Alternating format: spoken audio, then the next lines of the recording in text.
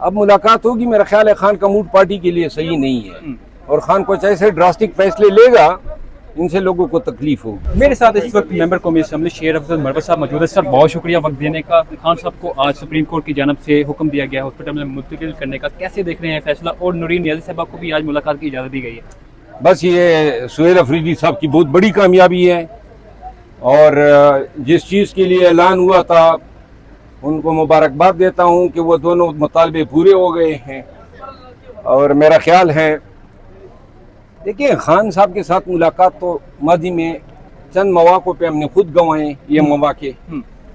अब मुलाकात होगी, मेरा ख्याल है खान का मूड पार्टी के लिए सही नहीं है और खान कुछ ऐसे ड्रास्टिक फैसले लेगा, इनसे लोगों को तकलीफ होगी। मतलब 27 सितंबर को जो कॉल दी गई है वो आप देख रहे हैं होती हुई? अब वो कॉल तो अब सुप्रीम कोर्ट के फैसले में बह गई है, ठीक है ना, क्योंकि वो अब किस चीज़ की कॉल देंगे? इन्होंने तो कॉल ही पहले से मशरूत किया हुआ था।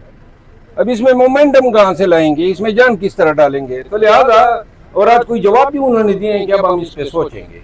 तो सोचने की मैंने पहले से कहा था ये लॉन्ग मार्क नहीं होना है और मैंने कहा कभी नहीं होगा। और वो बदामी साहब के शो में कहा था कि अगर ये हो गया तो मैं पागल लूंगा।